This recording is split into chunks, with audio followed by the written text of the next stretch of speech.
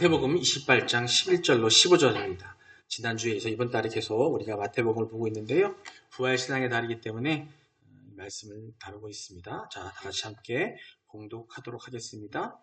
시작. 여자들이 갈 때 경비병 중 몇이 성에 들어가 모든 된 일을 대제사장들에게 알리니 그들이 장로들과 함께 모여 의논하고 군인들에게 돈을 많이 주며 이르되 너희는 말하기를 그의 제자들이 밤에 와서 우리가 잘 때에 그를 도둑질하여 갔다 하라. 만일 이 말이 총독에게 들리면 우리가 권하여 너희로 근심하지 않게 하리라 하니 군인들이 돈을 받고 가르친 대로 하였으니 이 말이 오늘날까지 유대인 가운데 두루 퍼지니라. 우리 2024년 표 함께 하시겠습니다. 시작. 하나님의 꿈을 위해 세상의 빛과 소금이 되자. 이같이 너희 빛이 사람 앞에 비치게 하여 그들로 너희 착한 행실을 보고 하늘에 계신 너희 아버지께 영광을 돌리게 하라. 아멘. 믿음의 선언입니다. 함께 하겠습니다. 나는 하나님이 세상을 창조하셨음을 믿습니다. 나는 하나님이 절대적 주권자임을 믿습니다. 나는 예수님이 우리의 구원자임을 믿습니다. 나는 이 땅의 성령의 인도하심으로 천국 삶을 살 것을 믿습니다.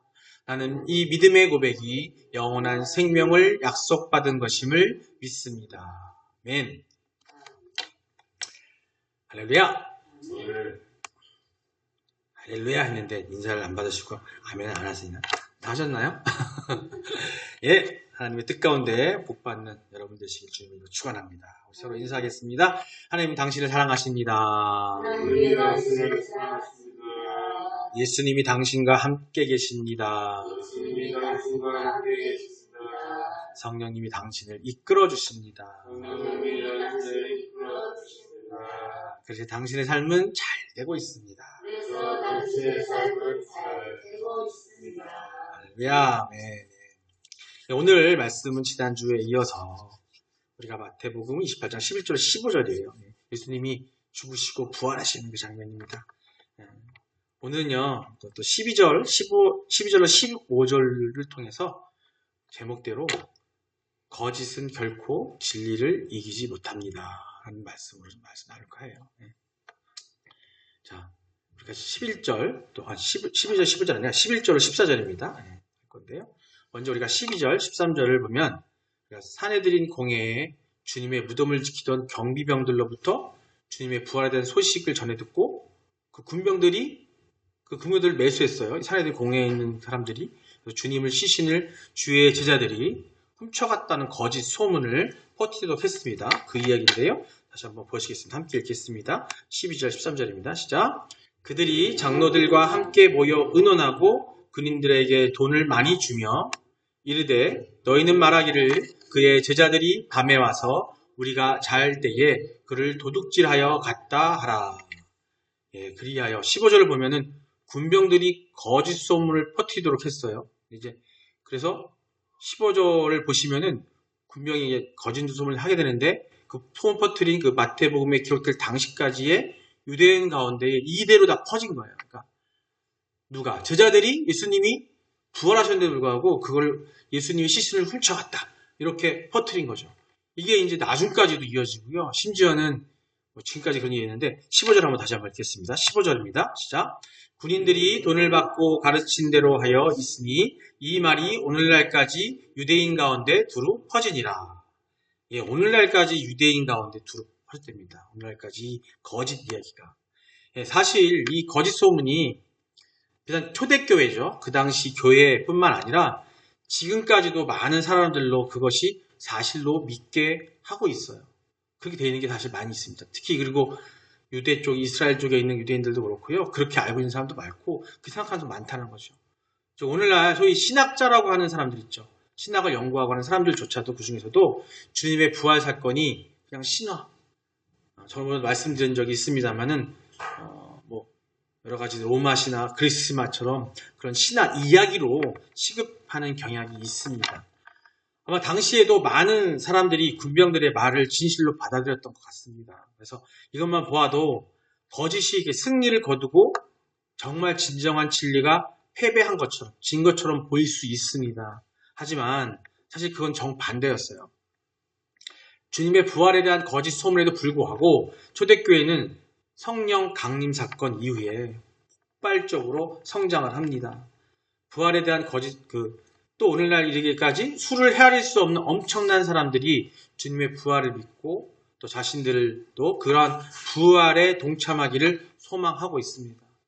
그 부활이 우리가 이걸 예수님이 이 부활을 보여주신 건 뭐냐면 우리도 예수님 오시고 나서 예수님 안에 살고 그리스도 안에 살게 되면 우리도 예수님처럼 또 부활한다는 것을 몸소 보여주신 거예요.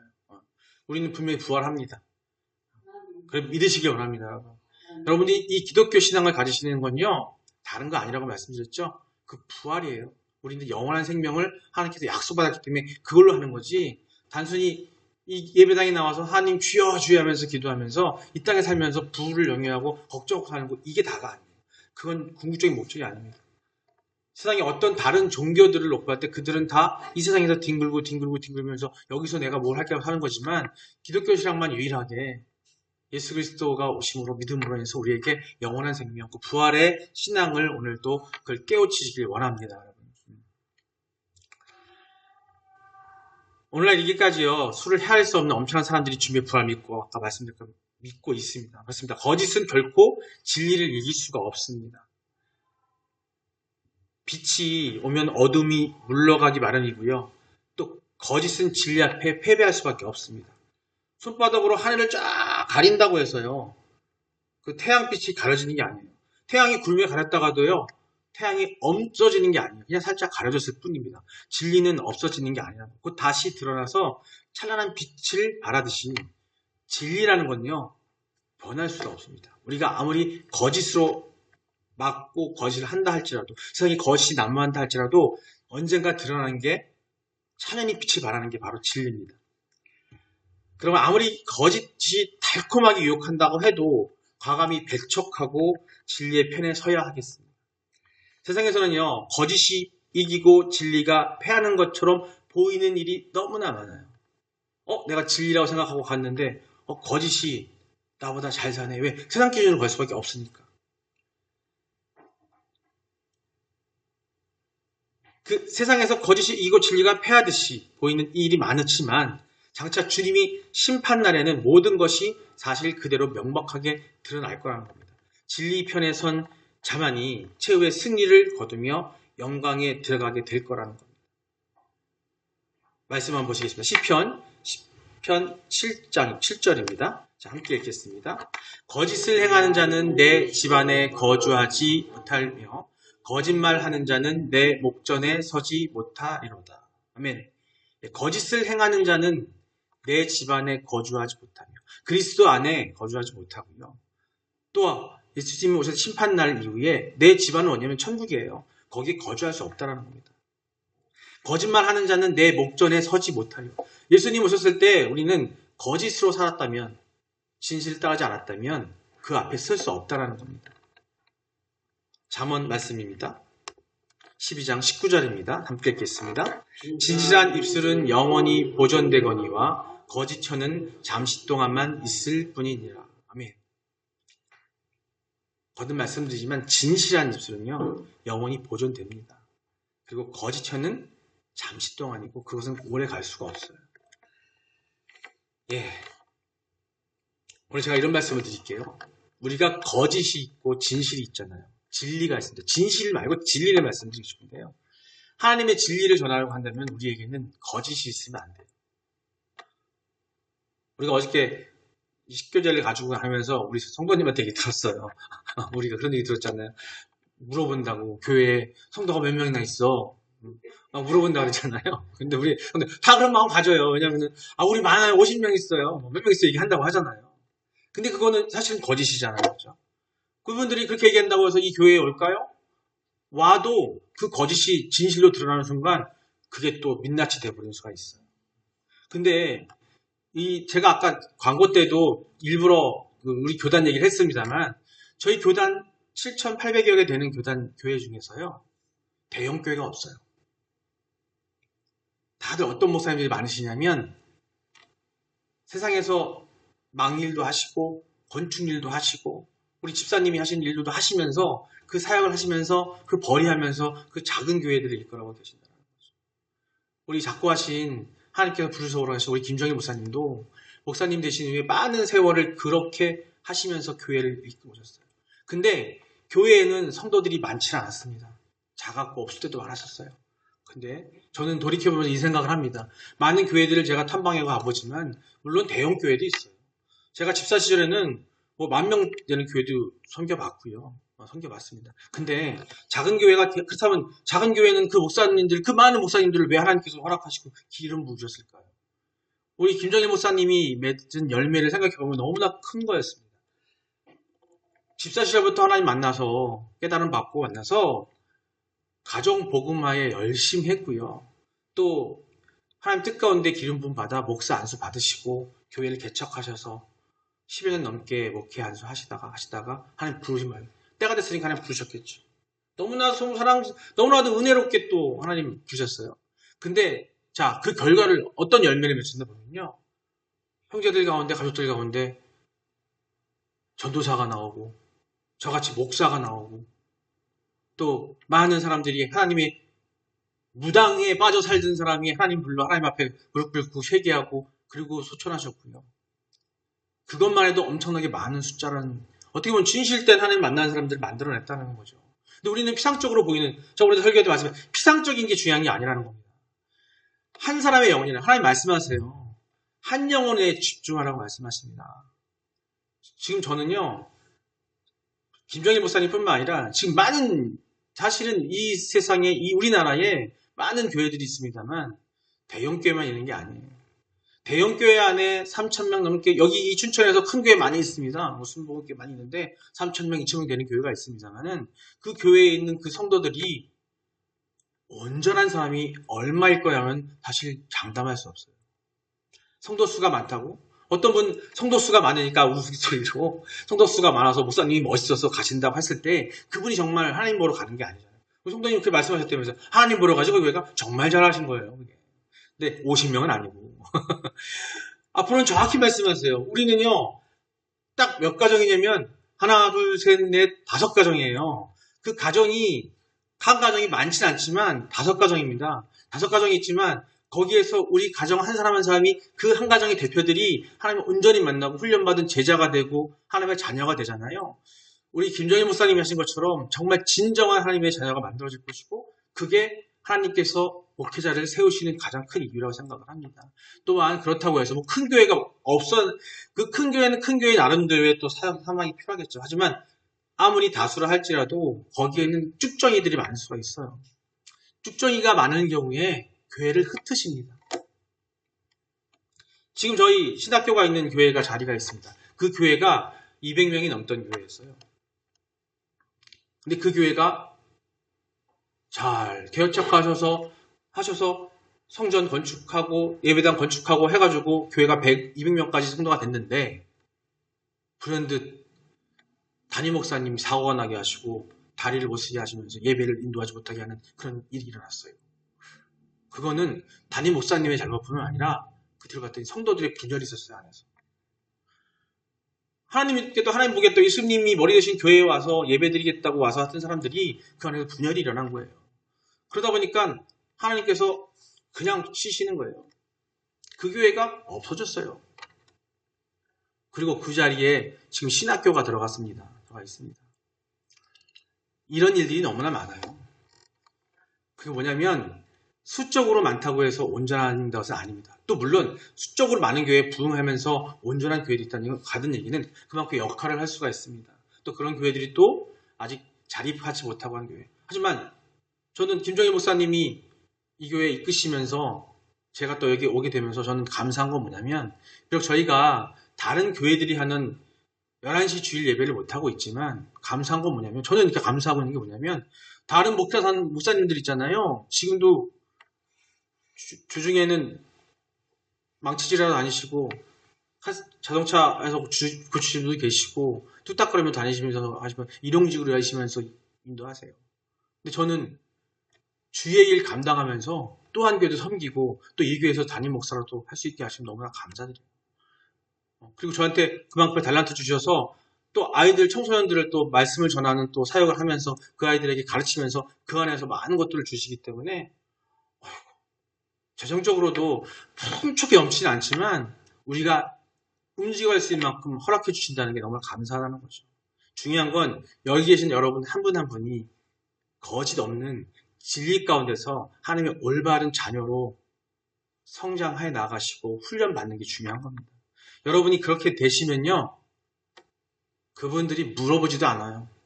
여러분들이 그 모습 보고 가고 싶다고 한다는 거예요. 언젠가 한번 제가 그런 말씀 드린 적이 있었습니다. 말씀 드렸나 모르겠네요. 그 서울에 있는 큰 교회의 한 집사님, 나이가 제 또래이신 분인데 그분이 거기서 큰 교회에서 그 긍휼한 사람들을 돕는 선교 부장님이셨어요. 근데 그분이 간증을 하시는데 그러더라고요. 대학 다닐 때 너무나 신실했던 거야, 본인이. 신실하고 성실하고 기도하는 그런 청년의 모습을 보이고 있다 보니까 전도하지도 않는데 과 선배가 학교 가는 버스 안에서 넌지시 물어보더래요. 너 다니는 교회가 어디야?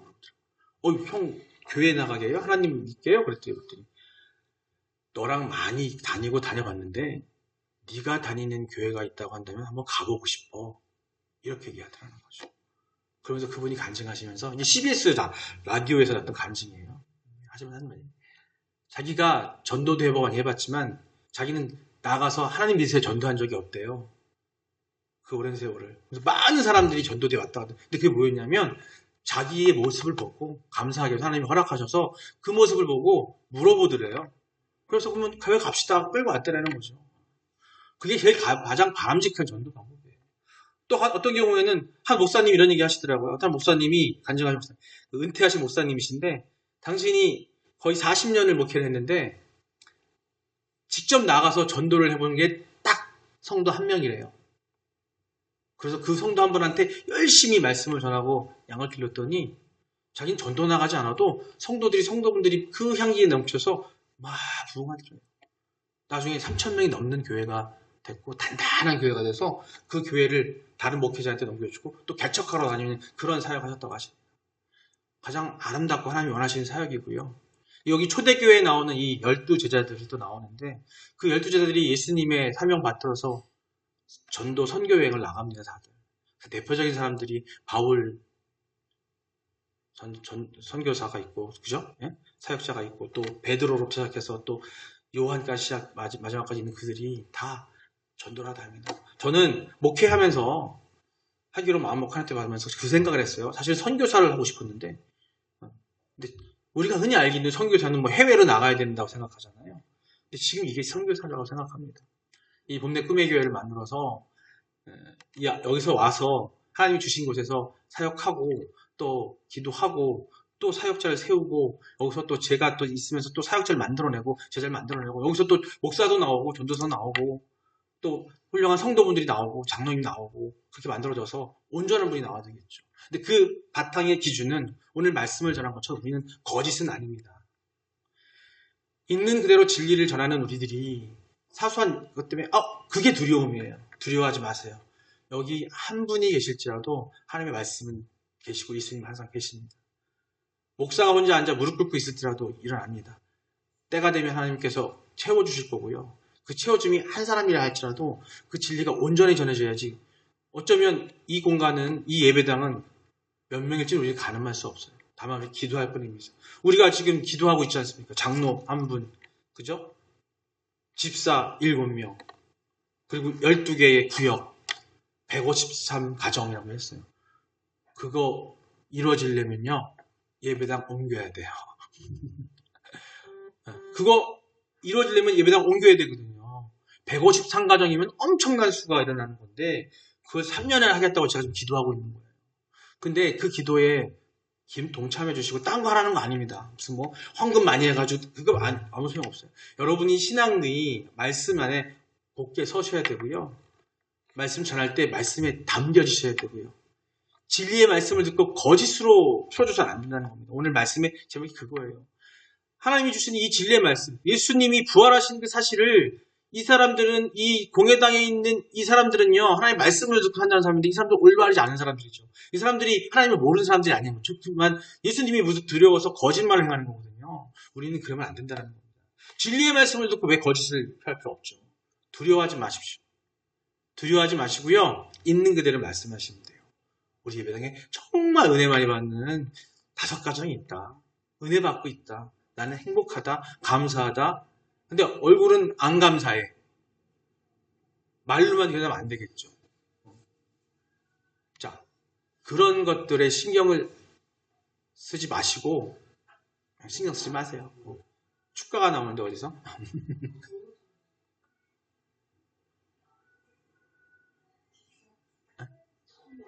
네, 그런 것 같아요. 내가 저절로 켰나 보죠? 놔두세요. 놔두세요. 그냥 하면 돼. 예.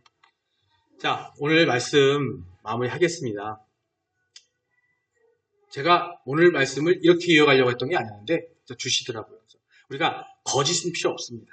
있는 그대로 여러분들이 진리 가운데 바로 서시면 돼요.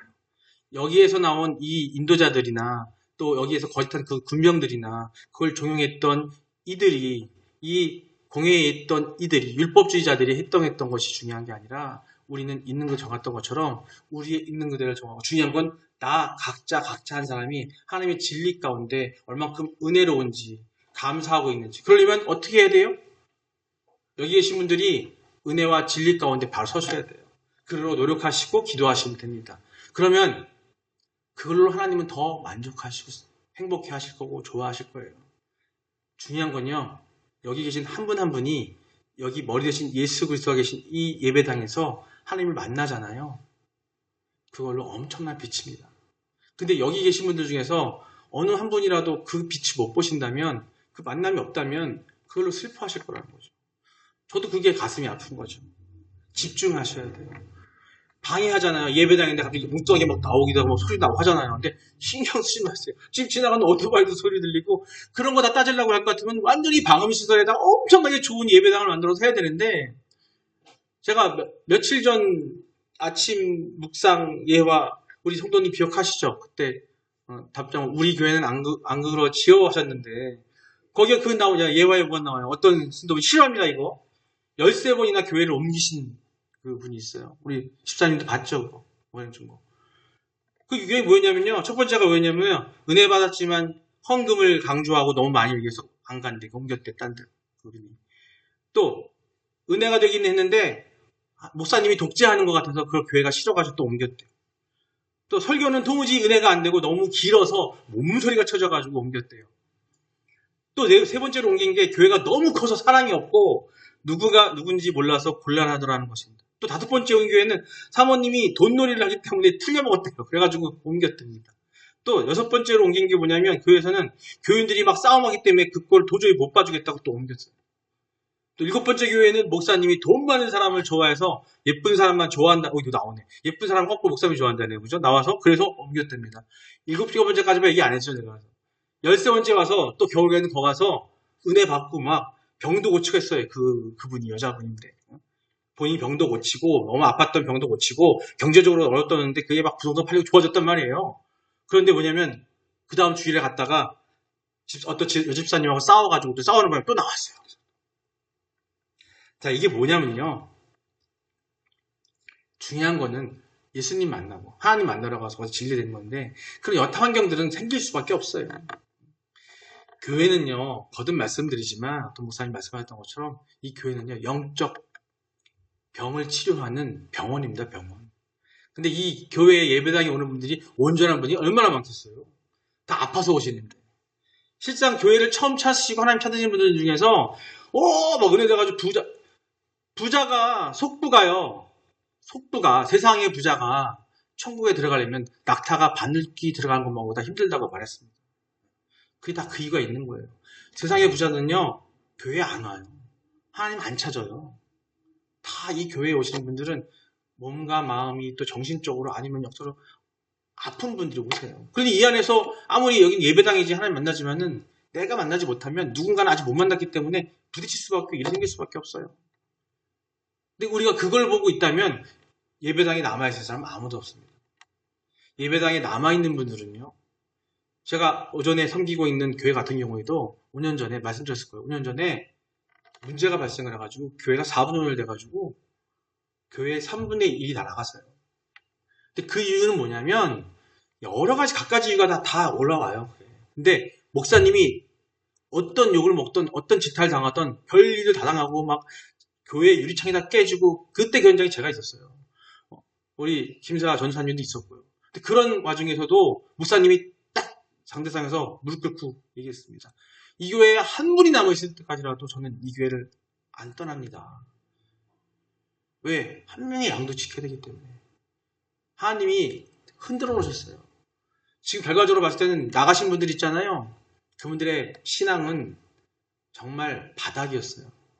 그분들의 지금 옮겨간 교회들도 있고요. 어떤 분들 지금 신앙생활 못하는 분도 계시고요. 들려온 후문이라고 그러는데 다시 또 회개하고 지금 다시 5년 뒤에 돌아오고 계세요. 자, 굳건히 진리 가운데 서 계시면은 또 그 가운데서 오시는 분들이 하나님 만나보러 오셔야지 교회의 규모나 모양이나 올라오는데 우리 교회 보기 힘들죠? 올라오다 보면 어디 가고 하는데 물론 어떻게든 더 좋은 환경을 만들려고 애써 노력하고 하겠습니다만은 자, 그런 것들 따지고 들자면 한도 끝도 없는 겁니다. 분명히 하나님께서 인도하시는 거 뭐냐면 이곳에 예수님이 머리 대신 예수님을 세우셨고요. 목사를 세운 게 아니라 이곳은 예배당이고 예수님이 계신다는 걸 잊으시 마시고 예수님 만나러 오셔서 그분과 대화하시고 인격적으로 만남이 되는 그런 것이 가장 중요하다는 겁니다. 그거를 여러분이 자랑스럽게 생각하셔야 돼요. 그리고 감사하게 생각하시면은 그게 향기가 풍겨납니다. 그리고 더 중요한 거는 여러분 주변에 있는 가까운 사람들을 먼저 그 향기를 풍기세요. 내 자녀, 내 남편, 내 아내, 내 형, 그분들에게 우리 김정일 목사님이 하셨던 것처럼 힘든 가운데도 그 말씀을 전하고 그 말씀, 세상 풍기라는 게 딴 게 아니에요. 여러 가지 형태로 아름다워 보고 멋있어 보이라는 게 아니고요. 진리의 말씀이 올려타고 하면 그걸 증거하세요. 말씀을 얘기하시고 하시면은 그 열매는 우리가 좋은 열매가 아니라 하나님이 좋아하는 열매가 맺혀집니다. 이건요, 담대하게 어디서 든 게 뭐냐면 심지어는 내 가족이라 할지라도 내 자석이라 할지라도 하나님이 선택하지 않은 사람이 있을 수 있다는 겁니다. 거기에 흔들리지 마시고 중요한 건 내가 온전하게 하고 나면 그 쭉정이 갈라질 것이고 기도 가운데 내가 하나님 만나시고 하나님과 인격적인 관계가 되시기를 주님의 이름으로 축원합니다, 여러분. 그런 여러분 되실 줄 믿습니다. 예, 이 시간 우리 다 같이 기도하는 시간 갖겠습니다. 우리가 거짓이 진리를 이길 수 없다는 거 말씀을 통해 하나님 주셨습니다. 하나님께 우리가 진리 가운데 바로 서게 해달라고 기도하시고요. 그 진리의 반석, 베드로의 이름이 돌입니다. 반석. 반석에 바로 서는 우리가 되게 하셔서 그 반석은 즉 말씀입니다. 말씀에 바로 서는 우리가 되게 해달라고 하시고 우리가 단단하게 예수님의 향기가 나는 내가 되게 해달라고 그로써 그 향기를 뿜뿜뿜 세상에 풍길 수 있는 내가 되게 해달라고 각자 우리 성도분들 이름 부르시면서 주님께 기도하는 시간 갖겠습니다. 주여 한번 부르고 기도하겠습니다. 주여 아버지여 사랑의 하나님 오늘 말씀 주신 가운데 우리의 또한 부족함을 또 한번 느낍니다. 아버지 주신 말씀 그 반석에 서야함을 우리 깨닫지 못하고 그 진리를 알았음에도 불구하고 쌓여 나가서 우리 나약한 마음에 세상 사람들에게 포장하고자 했고 보여주기만 했던 우리의 마음을 아버지 회개하오니 용서하여 주시옵소서. 아버지여 목회자로부터 성도들 모두까지 모든 성도입니다. 아버지 성도는 세상에 나가서 하나님의 그 진리의 말씀을 향기를 풍기는 게 우리의 도리임을 아버지 우리가 오늘 깨달았습니다. 아버지 깨달은 가운데 아버지 역사하셔서 우리의 마음을 굳건히 하여 주시고 우리가 진리의 말을 서게 하시고 나가서 당당하게 내가 사랑받고 있다고 하나님을 너무 사랑하고 있다고 하나님 안에 내가 바로 서고 있다고 그래서 나는 지금 힘들지 않다고 나는 이제 감사하고 있다고 아버지 모든 사람들에게 그냥 말하지 않아도 그들이 할 수 있는 내가 되게 해달라고 아버지여 아버지 이렇게 비오니 아버지 함께하여 주시고 아버지 너무나 약한 나에게 함께하여 주셔서 우리에게 함께하여 주셔서 내가 나갈 수 있는 그 길을 아버지 인도하여 주시고 성령의 충만함으로 우리를 어루만져 주시옵소서. 아버지 시간 함께하신 너무 감사드립니다. 아버지 성도들 모든 가운데 역사에 보내어 주시옵소서. 아버지 모든 말씀 이름으로 기도드립니다. 감사합니다. 주여 감사합니다.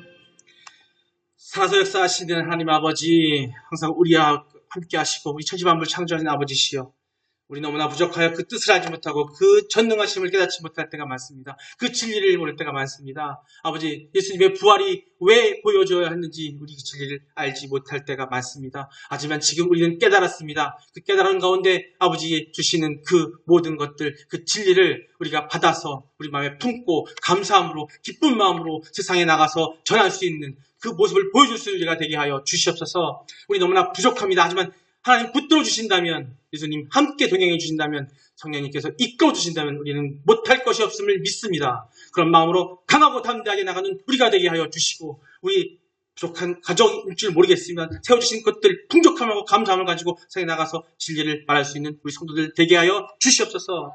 감사드리며 예수 그리스도 이름으로 기도드립니다. 아멘. 예, 축도하기 전에 우리 하나님께 우리 세상에서 삶을 잘 이겨나가게 대한 기도해드리겠습니다. 건강과 기도할 테니 여러분들 각자 마음으로 하나님께 기도하는 마음으로 함께 기도하시겠습니다.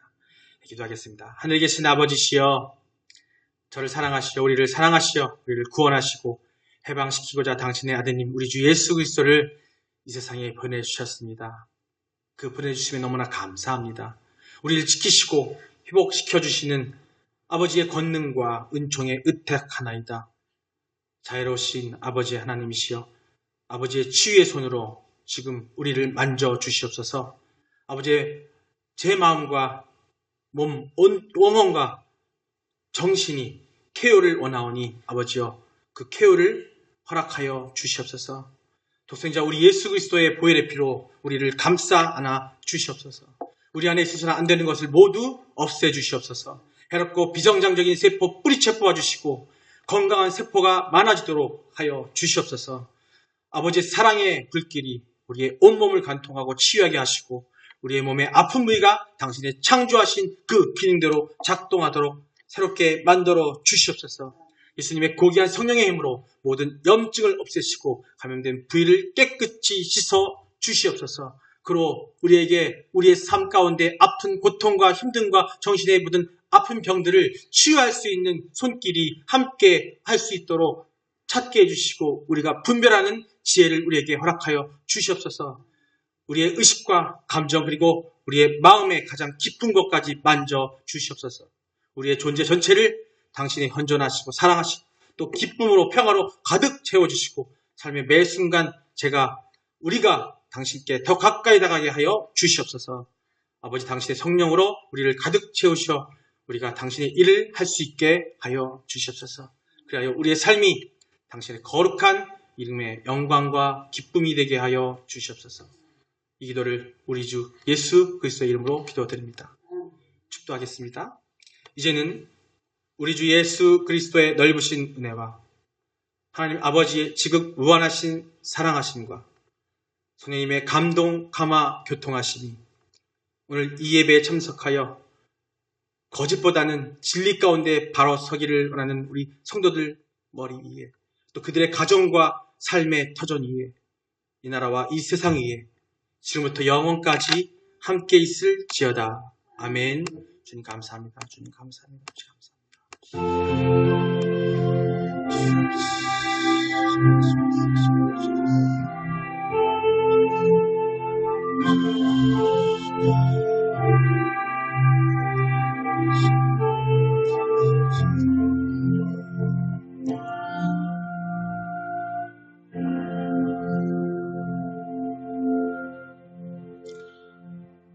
할렐루야, 수고하셨습니다. 하나님께 영광을 받습니다. 수고하셨습니다.